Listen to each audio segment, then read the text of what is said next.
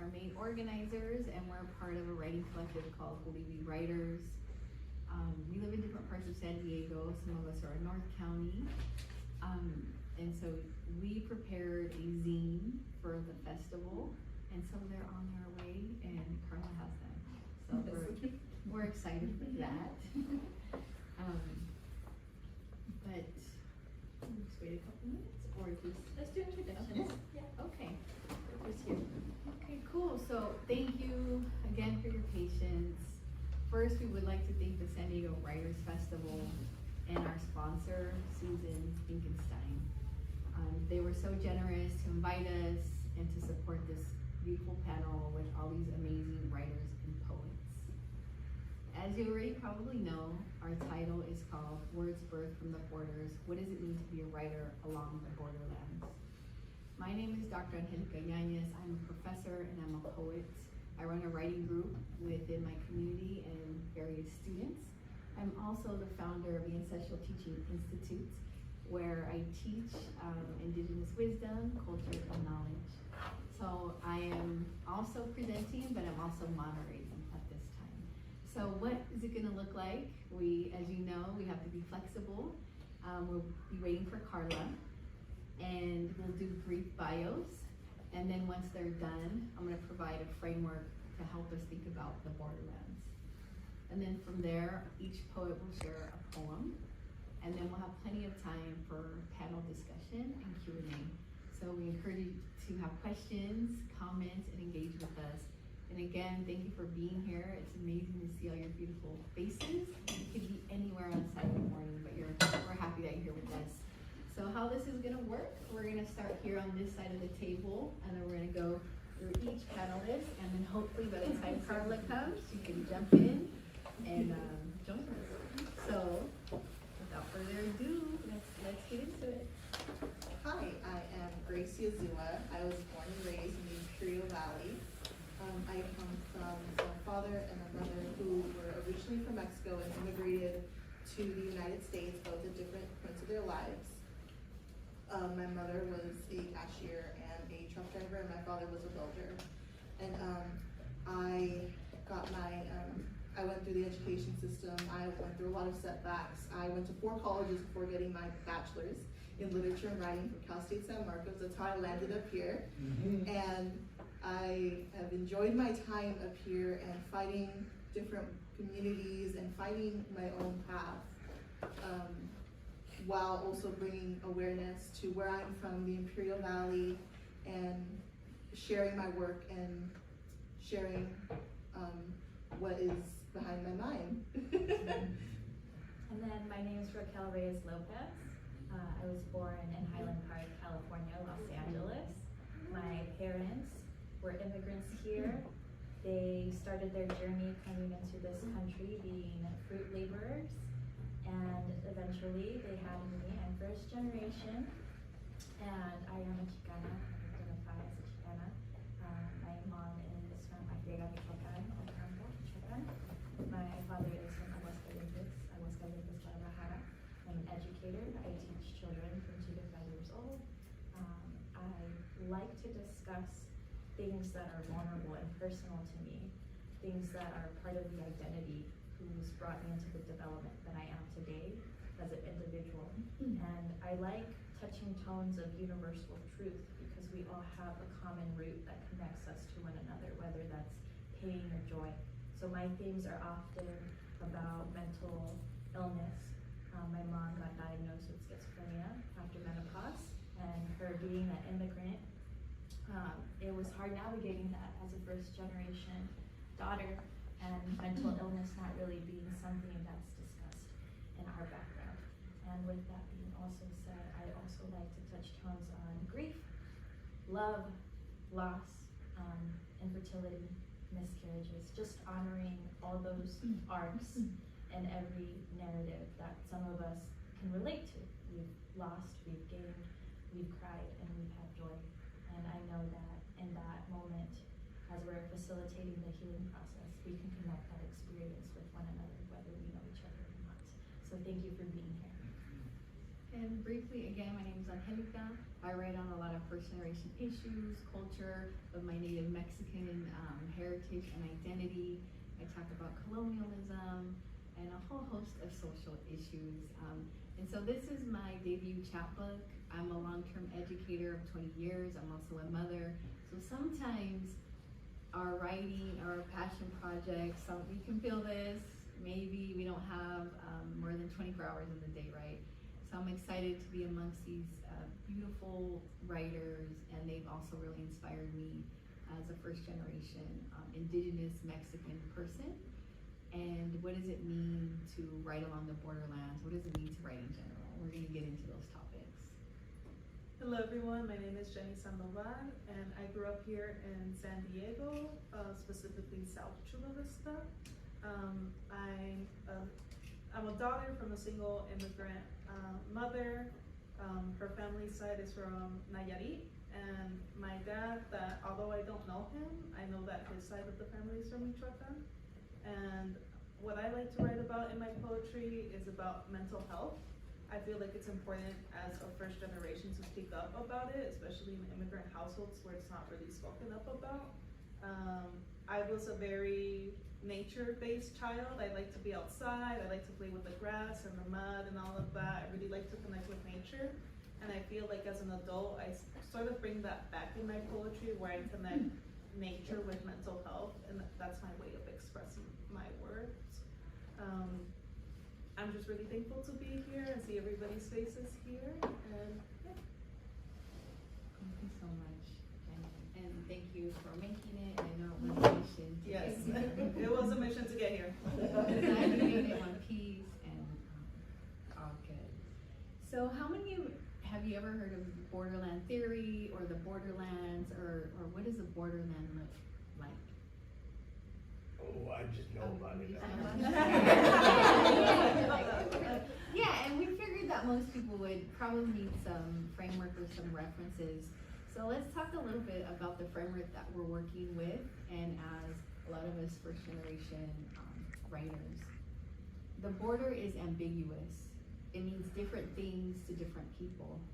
Underscored by Chicana theorist Gloria Anzandua, who highlights its significance in both historical and metaphorical terms. It symbolizes a tumultuous history of conflict and displacement in the region. It is more than just a geographical divide. It is a painful line etched in the sand where multiple realities converge. It signifies crossing, double crossing, border hopping, and defiance of both law and history. To inhabit these borderlands is to constantly recreate oneself amidst the survival for struggle. As writers, we align with Anzandua's framework and understand that wild tongues can't be tamed, they can only be cut out. Thus, we ponder, why write from the margins? What sustains us in this liminal space? So I wanted to provide that framework for us all here today. If you're interested in borderland theory or knowledge production, a lot of Chicana feminist scholars have written about this, and this was made popularized by the work of Gloria Anzandua in her book called Borderlands, La Frontera de mi Mestiza, as a reference. So at this time, we will be welcoming Carla, and then the poets will poet. Let's cheer for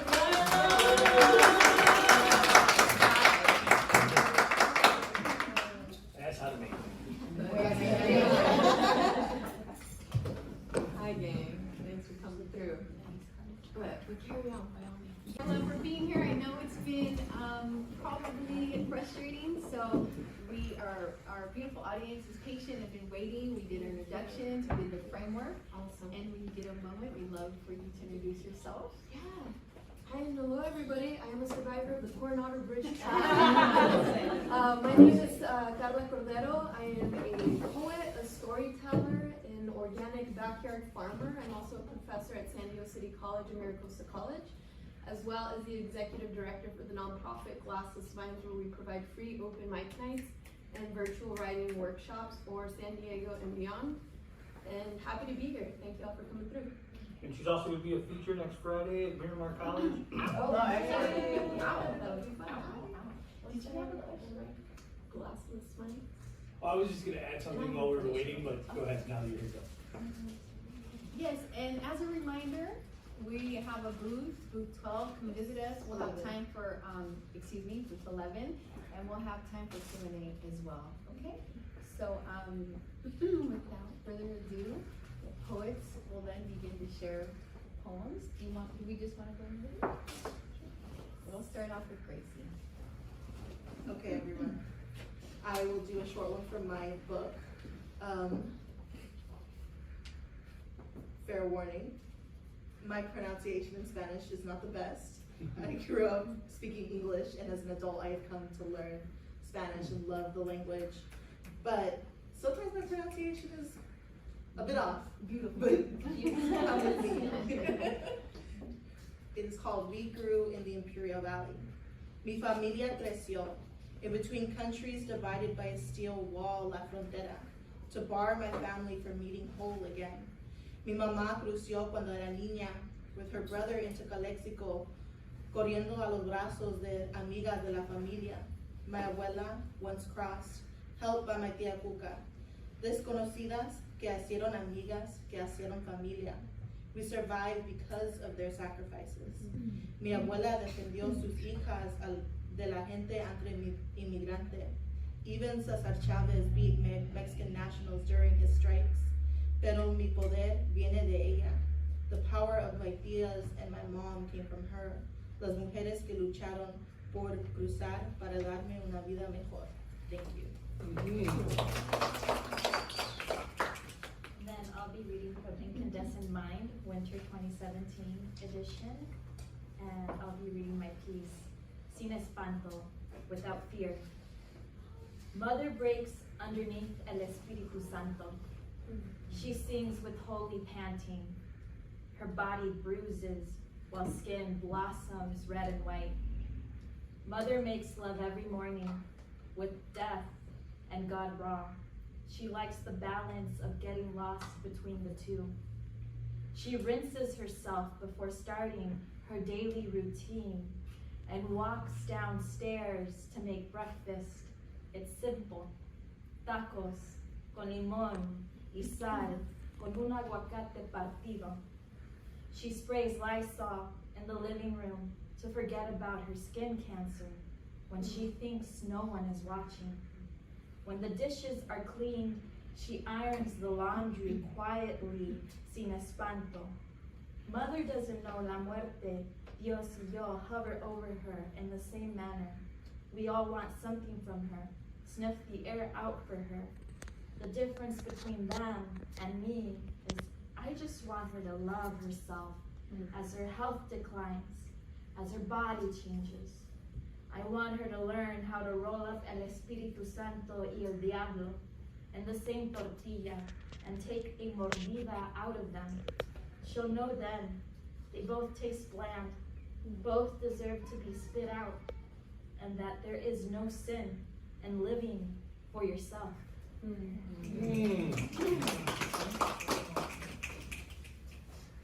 So the piece I'm going to share with you today is for my little debut chapbook called Rude. I picked it out just for today, a mini baby, if you will. And I really wanted to answer this question: what does it mean to be a writer on the borderlands? What does it mean to write in the liminal space? What nourishes us? And that's what our zine is about. And so this piece was created in that spirit. And do you ever ask yourself, what do you want? Let's go. I want everything. I want it all. The sun, the moon in their cosmic dance. Sunrises to embrace, sunsets that kiss my face. Waves that play at my feet. A symphony of nature's rhythm so sweet. A life fulfilled, answering love's intricate calls. I want a husband, a lover, a girlfriend too. The graceful sway of her waist. I want it all. A feast of flavors upon my tongue. I want a salad with veggies and ranch dressing too. A burger with fries and a decadent dessert to indulge. Every moment to savor, nothing to judge. I want to dance beneath Miami's neon glow. feel the pulse of LA and New York's vibrant flow. Under Colorado's starlit splendor, I'll join my elders praying in a tranquil center. I'll return to Anahuac, where traditions abide, to San Diego shores, where holy rites coincide. I crave the bittersweet blend of America and Mexico, a love affair spanning both land and border. Despite citizenship, culture clash, and critique near chatter, it's all one, it doesn't matter. I'm America's Mexico and Mexico's America. My soul is unbound by the boundaries of time. I want it all. I seek both beauty and brains to birth not just babies, but books with flowing veins. I want eternal youth with the wisdom of age. I yearn for everything. I want it all. Thank you. I'm going to say my poem, Imperial Beach.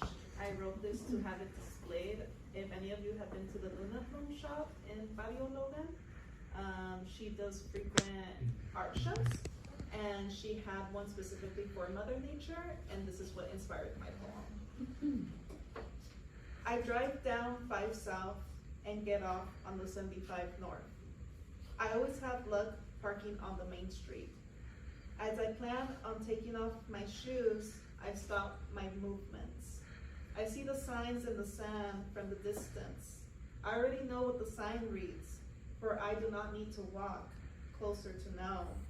The image in my head shows me cautious water contamination. I turn around and make my way to the boardwalk. Veo las carreteras de Tijuana que te llevan a las playas y los diferentes colores de los carros que pasan. I think about what my family over there is doing, how we both can see each other, how we can both see each other's cities, yet this wall puts a barrier for them to come see me. Yet we both touch the same ocean.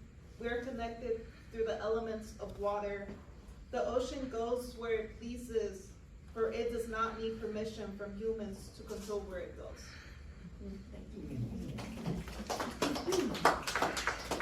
I'm going to read a poem from my collection, How to Pull Apart the Earth.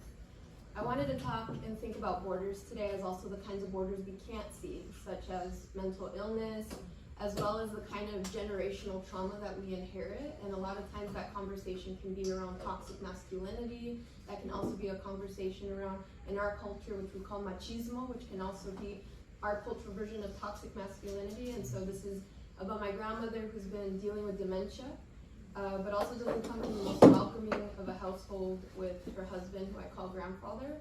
And so this is dedicated to her so she can remind herself of her sharpness in the kitchen. It's titled, Abuela is a machete wrapped in her favorite apron.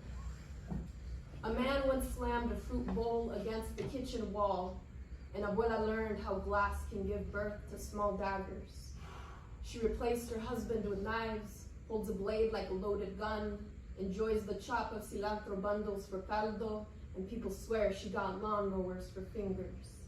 In the backyard, the trees shed fruit baskets, but Abuela dislikes the rind, can scalp a pear's skin in seconds, clean, see the sugar bleed off the slice, each hand a steady butcher, never once nicked a thumb, and for 30 years pierced meat, sliced basil, stripped salmon of its glittered gills. Then Dr. Gonzalez found her memory had carved itself to pieces. She was handed plastic flatware, all her metal went dull, the good utensils for steak hidden, the house keys chained to her apron, and sometimes her mouth switchblades when the keys go missing. Today at the grocery store, I tell her stories about the palms she owns, how they once tricked a carrot to dance like bright confetti, and Abuela picks a fresh pear, the heavy end cleansed by the fog of her breath. She swears she's always loved the fruit's pale flesh, and her teeth become a drawer full of machetes.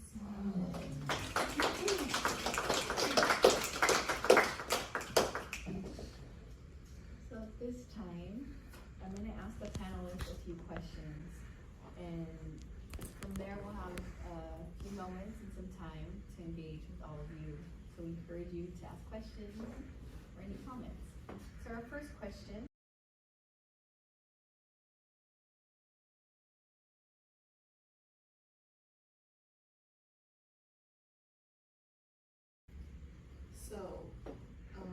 me, being a writer, originally from the Imperial Valley, I never saw anybody be a writer. I never heard of anybody be a writer. Everyone I knew was correctional officers or teachers, or they were field workers, and nobody went into the arts because there's this idea that the arts is not important, that writing is not important, but the arts and writing is important. It brings life. You know, my husband does IT, right? But that is not everything. Technology is not everything. How do we touch our soul? It is with writing. And for me, coming to terms with my own past and myself in my own mind and my mental illness, did it through writing, through connecting to myself, and also coming to terms with home and the Imperial Valley. And what I do a lot is write about the Imperial Valley, because I want people to know we exist. People there exist, that California is not just sunny beaches. I want them to know there is a desert, a living desert out there with people who deserve to be known, whose stories should be known. And then to touch in on that, home, belonging, I think I give myself the grace to practice finding error and being vulnerable when I'm trying to figure out the answer to that question. I know that at times we live in a world where we feel like we're spectators, and we forget that to step into the stage, we are here. Our presence is enough, and I have that honor in me to know that sometimes with connecting with someone, I find pieces of my mother, pieces of my grandmother who no longer lives here. I find pieces of them in other people, and then I see in interactions with home as someone who is person willing to be vulnerable, to look at me in the eye, to know that I'm seen, to look at them and say you're seen too, and just learning their history in that process to know this is a safe place for us to thrive. So yeah, we're thinking about what are the borderlands, right? We identified that they're historical, they're metaphorical, and so we think about borders as boundaries, right? And what does that mean when we're talking about a lot of first generation folks of color? So for me specifically, there have been many barriers to entry. So it's not that our people don't want to or can't. When you're in survival mode and your people are forced into poverty, the arts are gonna take a back scene because you have to eat. And so that forced migration is about survival. And so I was 15 years old in my English class, and Mrs. Mark, she was a really cool teacher. She loved me so much. I was a teacher's pet. If you haven't noticed. No, so I love school, right? Because I wanted to get out of poverty. And I had never read a book written by a Mexican author. The first book I read was 15 years old in public school in the Central Coast of California. That's where I was born and raised. It was Bless Mi Última by Rodolfo Naya. And I fell in love. And so that propelled my career as an educator, as a professor of Chicano studies. And then I went into the academy, and then I was told I didn't know how to write, that I was stupid, that my people were stupid. And this is in 2014. So my writing took a back seat because I really felt like I couldn't do it. And so being in community and being here with you all today is a testament to the lives of that. And so writing for me has been literally having to break barriers in 2024. And so thank you for bearing witness and listening to my story.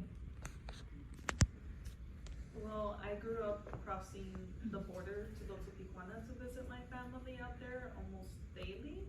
I would even spend my vacation, spring break, winter breaks with my aunt that is no longer here with us. She passed away about 4 years ago.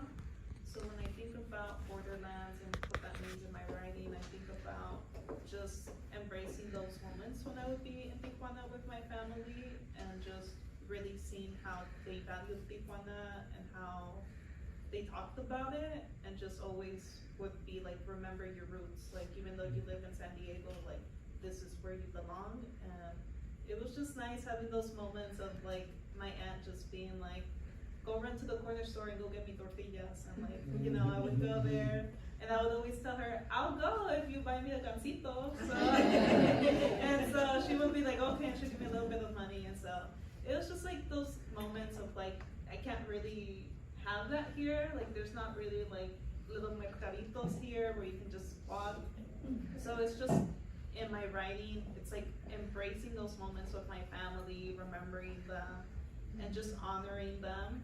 I come from a family where women are the household, head of the household. So I've just been very fortunate to see that even though they're immigrants and Mexican, like they've always been like, there is a place for you here, you have to fight for it though. And that's how I feel with my writing, being like, there's not that many writers, as Angelica was sharing, like Mexican writers or Mexican American writers that are really out in the light. And I just feel like with my writing, it's an act of resistance of just being like, this is me, this is what I'm writing about, you either like it or you don't.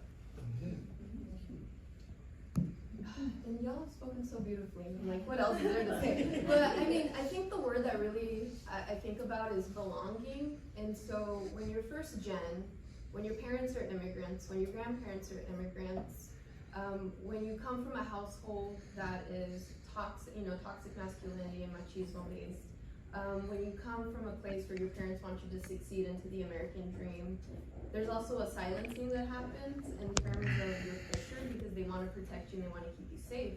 And so as you're navigating the world here in Western culture, there's a silencing that happens that's been taught to you because you want to be safe and you want to assimilate and you want to be okay. But in the journey of that, you lose yourself. And so when we think about belonging, I remember my first counselor in college when I moved up here told me I couldn't be an artist, there's no money in it, especially for people of color.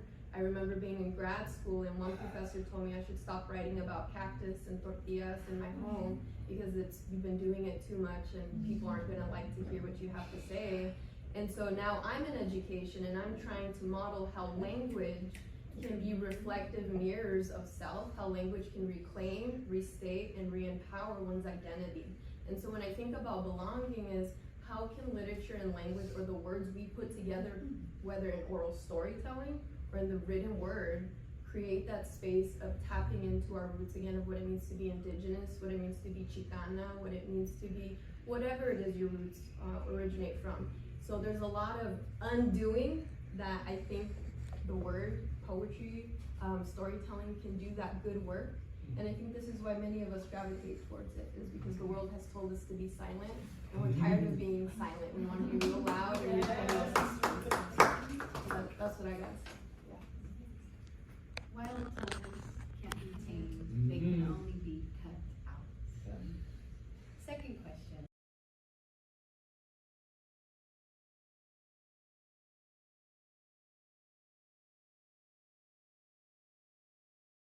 In San Diego, California. So, as I said, in Puro Valley, I never saw any writers groups, but when I came up here, I mean, I'm part of this collective now. This collective has really brought forth how, as a group, we can stand together and make our voices heard and be in spaces that we weren't in before, or that there was barriers in before. And it brings me joy that I have the opportunity, that I can connect with people who have left the Imperial Valley and became writers themselves, or got an MFA, went into higher education as my dream, as what I plan to do one day, because I was told no before. And I believe we all should be in these spaces, especially us, to talk about our voices, talk about our experiences. And I've had good experiences here in San Diego. I'm grateful for all the support that I've had here to learn about different people and their experiences. And maybe we are all Mexican American, but in that we all have different interpretations or different frameworks that we have lived, but we still are connected together.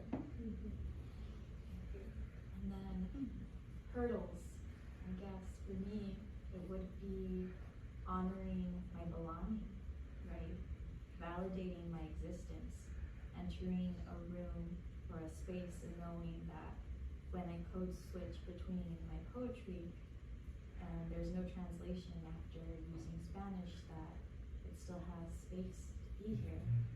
Sometimes the audience isn't receptive, and there's kind of silence that comes from that code switching when I'm reading my poetry. But I take that quiet moment to know that I'm carving something for someone else to see, and sometimes it takes one person to carry the light, and I honor my belonging and having safety and security and safe spaces with wonderful people alongside me. That's just nourishing me to grow that aspect in me, despite anything that may come, whatever milestone or whatever challenge it may be. I'm honoring being present and representing joys, meeting the wonderful faces that I get to meet, who take the time out of their day to just connect with them all and also be there in a supportive group. This is a loaded question, huh? I'm all up in my feelings. It can be really painful. But I think on the other side of that, it can be really liberating. Last night I was practicing the poem with my 5-year-old daughter, and she had the book, and she said, "Mommy, I'm so proud of you." And I was just so honored, because that's the generation that, we're all ushering in. And we're also the generation off the back of the cultural workers, the agricultural workers, the educators, the activists of the Chicano movement. They ushered in that, so we can usher in also another generation. So I looked to my daughter and I said, "I wrote this for you, and little girls like you." And I said, "So when mommy dies," I know it sounds morbid, but we do practice Day of the Dead with our indigenous roots, so she understands. I said, my words will be left, and I will no longer be erased, because part of that joy is not erasing yourself, whether you're from any marginalized group. How are we taught to silence ourselves as well? And so I'm tired of that, and so today I restore my tongue. And in reality, writing has been very painful for me. To be locked into a colonial writing system, to be told that I'm stupid or that my grammar's not good enough. Like, forget that. Like, I want the feeling. I want to connect with your heart. And if my little poem can do that, well, those are the joys of writing for me. But we also come from traditions that are storytelling, that are sharing morals, that are singing, that are spoken word. And so that transition has been hard for me, because I mainly work in the genre of spoken word or storytelling or lecturing, right? And so when you put it on paper, it's just so finite and you have to be perfect. But I'll let you know there's a couple typos. That's okay. And that's why this is limited edition. I love you all here, so $3, okay? And we'll have time after the panel and to talk kind of food. So thank you for listening, and take it away, Jenny. So for me, the hurdles that I've encountered is even just this book as well. When I started to write to let go of my feelings, and I thought about sharing them to the public, and as I slowly did, people started to be like, "Oh, I want to hear more about your work," or "I want to read more about your poems," and I was just like, "Oh, people are actually interested in what I have to say." And so even though this is my second book, just doing the whole process of making a book is really difficult, especially without any guidance. I have to learn everything through myself, such as just YouTube videos, Googling stuff. And I think about those hurdles of being like, because I don't come from connections or someone who was able to guide me, I did the best that I could, and this is a work that I did. I'm so very proud of it. I feel like coming from, what's it called? I guess imposter syndrome of being like, I could have made this better if I had connections or if someone really guided me. I think that's what it is to be like someone from my family that's coming from, that's always working, even more than 8 hours a day, and just like always trying to focus on survival and not having time to write or stuff like that, which I'm really thankful that they provided me space to be able to do that. And it's just a lot to take in, to be like, wow, like I'm not sure if I'm the first one in my family, but I would say one of the first to be a writer, and just navigating the whole, just even creating a book was very difficult for me. I thankfully have learned a lot more since then, but it's just, it's sad to know that we have such lack of resources.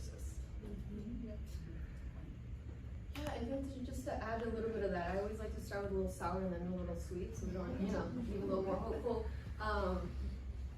I guess the first thing to think about is one of my mentors, Marilyn Chin. She's a lovely poet. She talks about that poets aren't respected here in this country. We don't get enough respect in terms of the necessary work we do as scholars, as historians, as folks that archive, political truths in a time that is politically challenging and chaotic. And so, starting as an individual artist, I remember it's a very lonely journey to be a writer. Nobody tells you that your writing is worth something. Nobody tells you what publishing is, how to do that. Nobody offers mentorship. It's a very lonely journey. And so you kind of have to figure it out alone, and you get those moments of imposter syndrome. And I think that's why when we try to rally together a lot of the Latinx, Chicanx writers, and it's like, where's everybody at? And I think it's because they're navigating by themselves, and we haven't found each other yet. So how do we find each other? Our U.S. Poet Laureate Ada Limon talks about radical hope, and how do we continue to nourish radical hope? And when the resources aren't there, you build them yourself.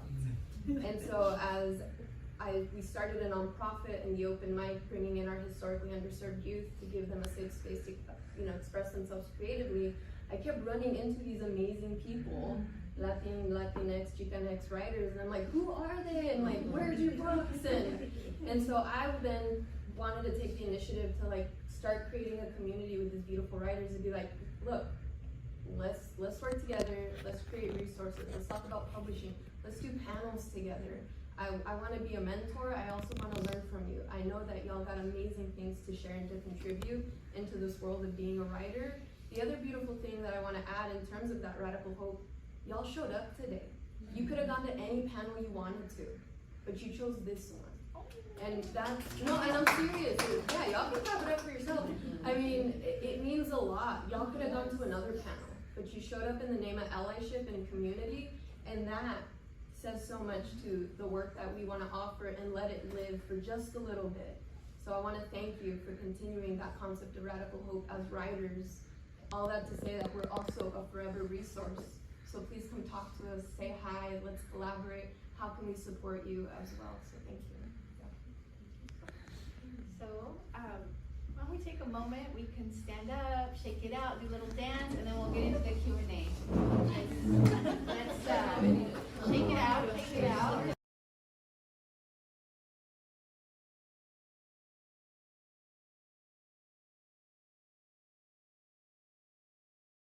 And the organic flow, so. Yeah, so at this time we'll open it up to all of you. Any comments, questions? Please. We are with it. So I teach 5th grade in San Isidro. Oh, And you could take from my classroom window, throw a rock, and almost get into Tijuana, right? And so a lot of my kids grow up with 1 foot on each side of the border, as I'm sure you're familiar with. One year I had 1/4 of my class had a deported parent, and either went back and forth or a lot of things happened. And I'm a writing teacher for the whole 5th grade, which is 120 kids. And I guess I want to know, for those of you who talked about your negative experiences with teachers, what would you have needed to feel blessed, heard, encouraged? What would you have needed? What would have made it better? Someone like you who takes the time to ask that, to ask others. And it's beautiful that you have that framework to expand the idea of radical hope. I would have enjoyed just having that connection as a child with my educator, knowing that I am in a safe space to be seen, and sometimes that work needs to be done internally with that individual. So just knowing that educators need to be a safe space for us to be able to go there to rest. Yes, I would say the same thing. My mom was a single mom, my father was homeless, and then eventually deported back to Mexico where he passed away. And school was my safe haven. That is why I am here today. School, the library got me through to right here. My education got me here, and I think having school be a safe space where you can't forget about what's going on at home, but you can give the students hope that there's something more outside. That is what I was given from the teachers that I had, from the books that I had, books that from people that looked like me, written by me. I think that really would have helped me so much more, but gave me that hope that there is something more, that I don't have to be just as my parents, that I can be here now on these panels. The radical hope. Specifically as a writing, I mean, yes, Yeah. that, obviously, they can't care about page 54 in the last book, if all that other stuff is in their brain. But specifically as a writing teacher, right? What can I give them to say, tell your story? What would you have needed to be told, baby, tell your story, and tell it as it is? Like, what would you have needed? What would have made that easier? Yeah. I'm an educator. I specifically work with youth. One thing that I did with my group of students that were, I believe they were second or third graders. One of my last days there with them, I told them that they could have like a free speech, and they were really excited about that. I had them write, like, if they were president for a day, what they would do. And I told them that this would help them with their public speaking and writing as well. I told them that they weren't gonna be judged about it. And I let everybody know, all the second and third graders, that they had to be respectful of the person that was speaking, and if they wanted to add any encouragement words after. And honestly, it was one of my favorite days because it really got me to see the mind of a child, of what they want for president. A lot of them were like, no school. all the second, third graders would clap. So it was like kind of that like unity of being like, yes, I want you for president. So it's like those activities like that where it's like, they don't really have to, it's not a long prompt or something they really have to think about. If you just let them explore in that sense of just like what you would do to be president for a day, what you would take action, they will tell you immediately. I was gonna say too, as someone who also teaches creative writing, and then I reflect back and say, what did I need when I was 5? What did I need when I was 15? What did I need when I was 18? I think one of the things I do with my students that I wish I had was, I had never read a bilingual poem before, or a bilingual story. And so that only not honors and validates the student for having multiple tongues, but it also encourages someone who's been taught not to speak their native language out of safety to be like, this is an okay place to welcome this language here. Let's work through it together. And that was a huge thing for my students to see, like, we could write poems in Spanish. I'm like, yes, you can, embrace all of you. The other thing that was a game changer is guest speakers. Which speakers, which writers local here in San Diego can you invite into your classroom where they are mirror reflections of themselves and say, I can be that person when I grow up, you know? The other thing is, how can teachers be vulnerable with your students as well? So just hear a teacher, when I share my first drafts of my shitty poems to my students, they're like, oh, okay, I can do that.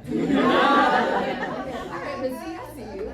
You know, and so where can you step in to be not only an ally, but also be just as vulnerable with them? Who do you bring into the classroom? What are they reading?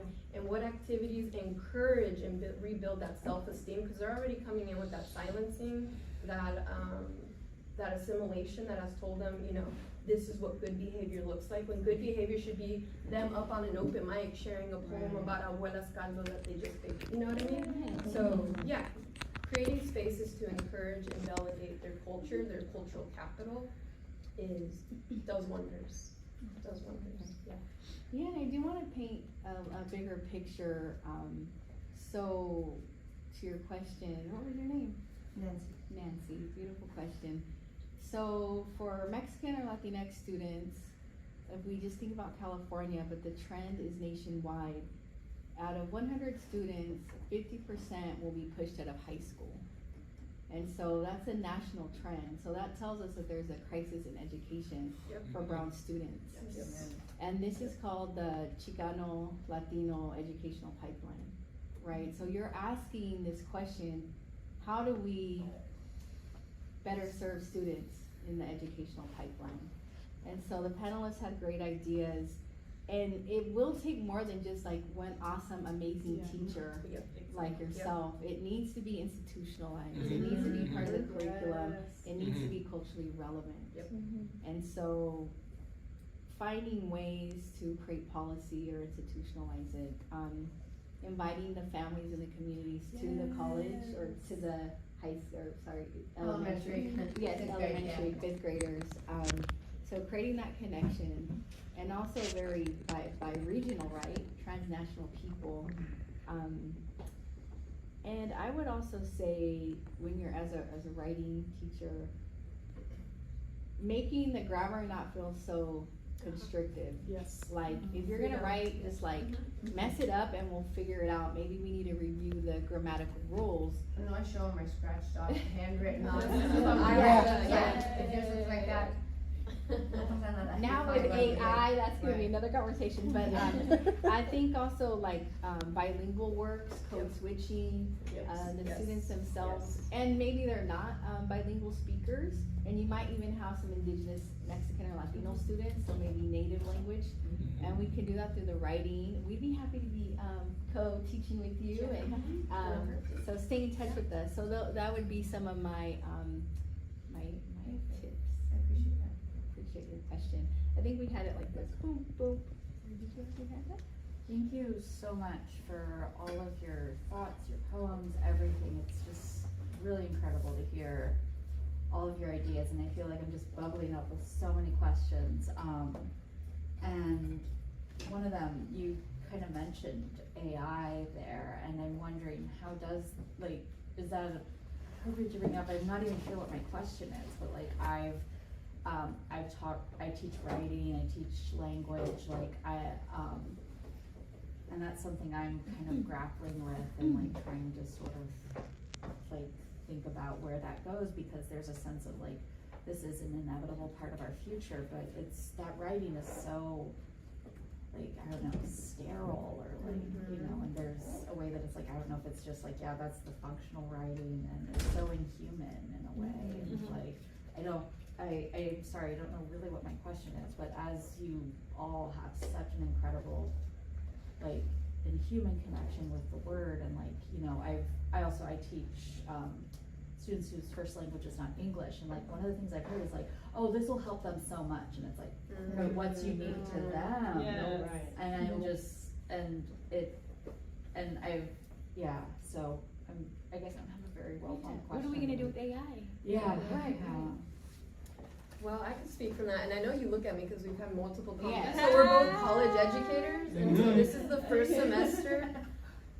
Over 80% of my students, community college students, are using AI to write their essays. So I have to run every essay through a system, and they're using over 50% AI, up to 50 to 80% of AI for college. And I go, why? And so I said, you know what, I need to have a one-on-one with these students and see what's going on. Oh, come on in, it's the AI coming for me. Like, what? Putting us out of business. But all that to say Thank you, Nancy. is having dialogue is gonna be a huge, big step. If they haven't discovered AI, there's still hope, but if they have, you have to talk about their authenticity of voice. What I started doing is having them write collaborative stories with a family member, so AI can't come into the mix of that. So I want them to write a story with their mother and then remix that language and see what that looks like. I'm also thinking about talking about the importance of colloquialisms and slang and spelling things like cuz, code switching with intent that feels authentic to their voice. So it's all about the work you can bring in, like Willy Perdomo's work, who also writes a lot of beautiful poetry that code switches. And talking to them about not making AI and ChatGPT like the evil villain, but saying why it can be harmful and where you can thrive more in your authenticity in the world that's already using ChatGPT. Do you want to conform, or do you want to stand out and be original and be true to yourself? You know? And I can answer something really quick. My brother had to write an essay for his English class, and he was saying that he was struggling, and he mentioned that he was like, I'll just use ChatGPT to write it. And I was like, you have a writer at home, I can help you. And so he's in high school, and it was just really sad to see that no one had walked him through how to write an essay, really. He was like, until I helped him, he was like, this is my first time truly understanding the structure of an essay.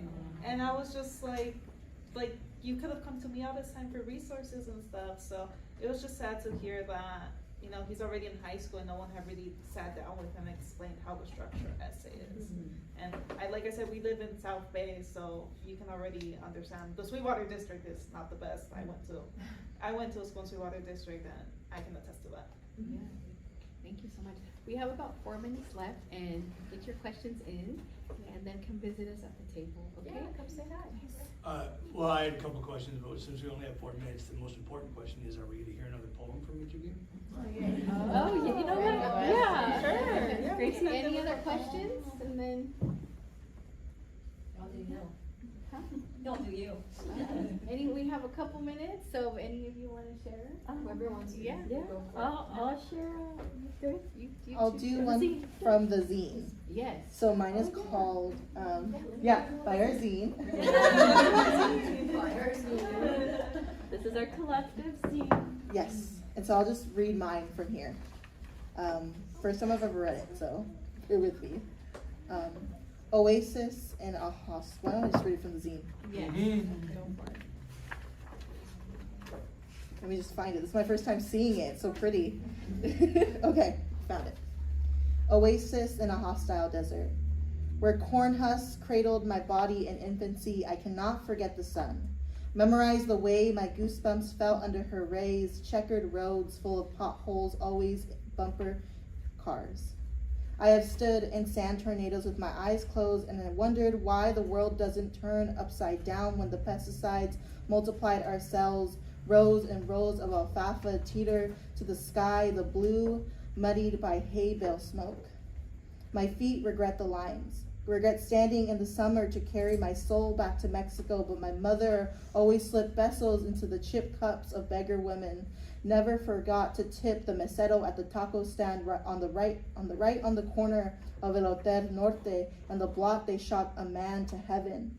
White spoons carry life onto my plate, and is it really life-changing if you don't cough at the chiles in the salsa? On the autobus, red and janky, my tongue does somersaults to speak my colonizer's language, but my mother warned me my accent would weaponize my body. I am not Mexican enough, I am not American enough. Silence carries my heart back to the valley where my accent snuggles up to the Nosavo kids and the dollar bill in my pocket.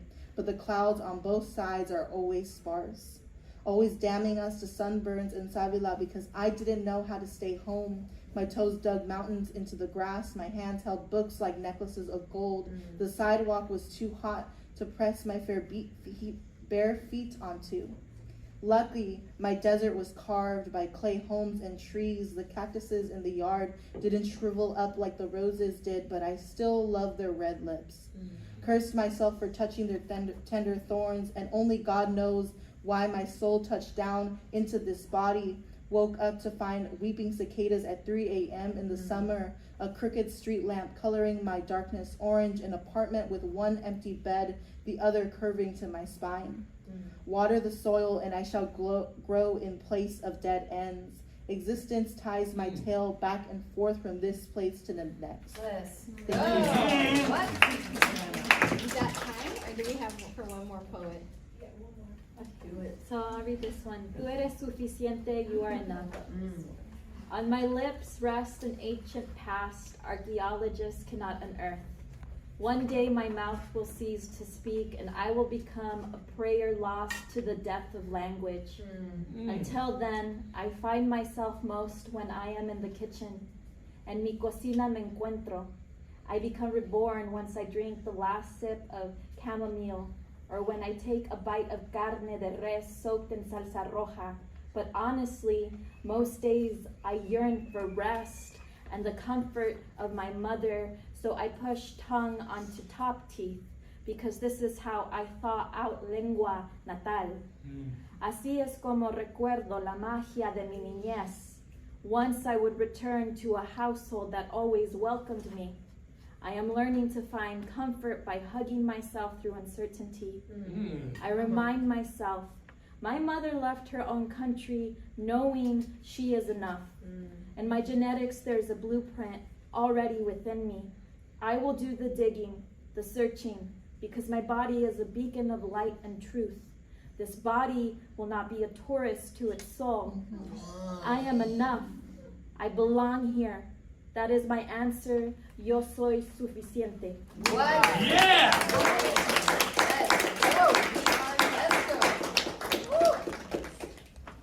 Thank you. Thank you for Thank being you. here. We're going to be in booth 11. Come visit us. Yes. come visit us. Our table's table 11. All these beautiful authors have books for sale. We have our zine for sale.